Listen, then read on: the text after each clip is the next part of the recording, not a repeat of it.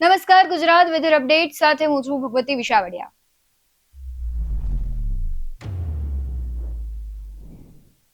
રાજ્યમાં છેલ્લા ઘણા દિવસથી કાળઝાળ ગરમી પડી રહી છે। આમ તો કમોસમી વરસાદ અગાઉ વરસ્યો હતો, પરંતુ હવે છે ઉનાળામાં ભારે ગરમીનો અત્યારે મોસમ ચાલી રહી છે। વાતાવરણમાં ખૂબ મોટા પલટા આવ્યા છે। હવામાન નિષ્ણાંત અને હવામાન વિભાગ દ્વારા આગાહી કરવામાં આવી છે કે રાજ્યના અમુક વિસ્તારો છે ત્યાં કાળઝાળ ગરમી પડશે, એટલે કે 44 થી 45 સુધીનું જે ટેમ્પરેચર છે તે પહોંચી જશે। અને તેની અસર પણ આપણે જોઈ રહ્યા છે કે રાજકોટ, અમદાવાદ સહિતના જે શહેરો છે ત્યાં અત્યારે ખૂબ વાતાવરણમાં મોટો પલટો આવ્યો છે અને તેને લઈને વાતાવરણમાં સાથે જે ટેમ્પરેચર છે તે ખૂબ હાઈ જતું રહ્યું છે। એટલે કે બપોરના સમયગાળા દરમિયાન જો તમે ઘરની બહાર નીકળો છો તો તમને આકરો તાપ અને હીટવેવની કહેવાય છે કે અસર છે તે વર્તાઈ રહી છે। સાથે જ જે પ્રમાણે ઉત્તર ગુજરાત, મધ્ય ગુજરાત સાથે સૌરાષ્ટ્ર અને કચ્છના જે વિસ્તારો છે ત્યાં પણ અત્યારે ગરમીનો પારો છે તે હાઈ લેવલમાં રહેવાનો છે।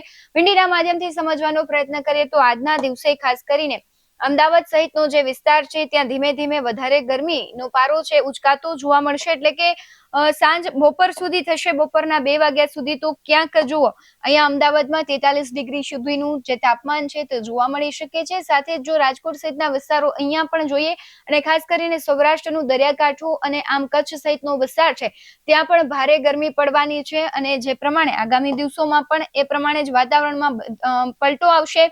પરંતુ ધીરે ધીરે જે પ્રમાણે આપણે જોઈએ કે 29 તારીખ છે ત્યાં સુધીમાં વાતાવરણમાં એવો પલટો આવશે અને વાતાવરણમાં ક્યાંક રાહત જોવા મળી શકે છે, પરંતુ સાર્વત્રિક વાતાવરણ છે ગરમી ભર્યું રહેવાનું છે।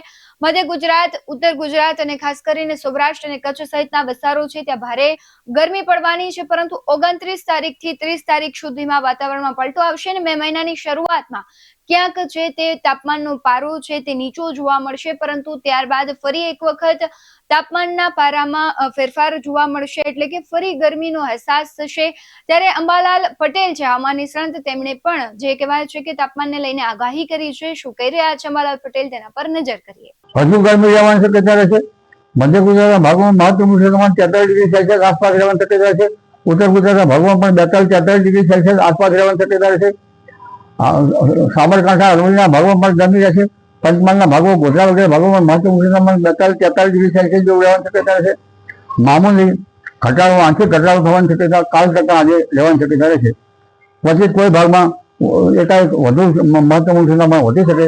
ખાસ કરીને મધ્ય ગુજરાતના ભાગોમાં મહત્તમ તાપમાન હજુ ગરમી અકળાવશે। કચ્છના ભાગોમાં પણ મહત્તમ તાપમાન 40-41 ડિગ્રી સેલ્સિયસ આસપાસ રહેવાની શક્યતા રહેશે। રાજકોટના ભાગોમાં પણ 41 ડિગ્રી સેલ્સિયસ આસપાસ રહેવાની શક્યતા રહેશે। ભાવનગર, અમરેલીના ભાગોમાં પણ 39-40 ડિગ્રી સેલ્સિયસ આસપાસ રહેવાની શક્યતા રહેશે। અને જૂનાગઢના ભાગોમાં પણ મહત્તમ તાપમાન 41-42 ડિગ્રી સેલ્સિયસની આસપાસ રહેવાની શક્યતા રહેશે। દક્ષિણ ગુજરાતના ભાગોમાં મહત્તમ તાપમાન ઘટશે, છતાં ઉકળાટ અકળાવે અને ક્યારેક સાંજે લગભગ ઠંડો પવન, ઉષ્ણ ઠંડો પવન ફૂંકાવાની શક્યતા રહે। પશ્ચિમ સૌરાષ્ટ્રના ભાગોમાં પણ સાંજે ઉષ્ણ અને કંઈક અંશે ઠંડો પવન ફૂંકાવાની શક્યતા રહે।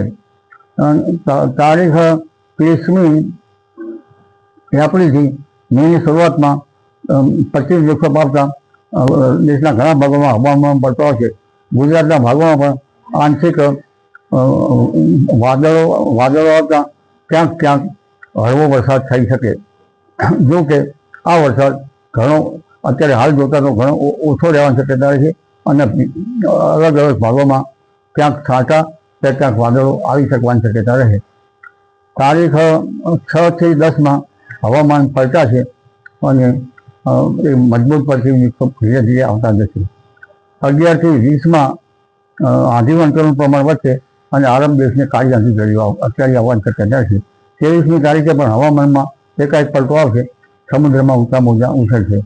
એટલે હવે ધીરે ધીરે હવામાનમાં પલટો આવી રહ્યો છે અને પ્રી મોન્સૂન એક્ટિવિટી મેની શરૂઆતમાં અને 11 થી 20માં તેમજ તારીખ 23માં પ્રી મોન્સૂન એક્ટિવિટીની વરસાદ થવાની શક્યતા રહેશે।